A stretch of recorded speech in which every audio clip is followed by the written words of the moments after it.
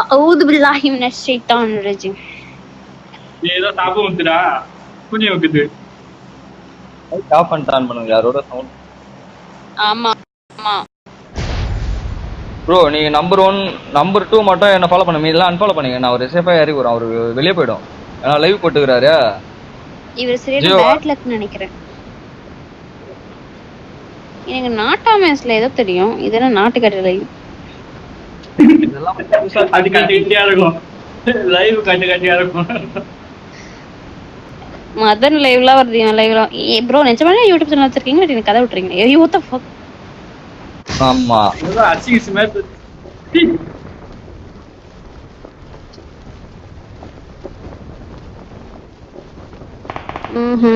எங்க எங்க எங்க போறீங்க எல்லாரும்?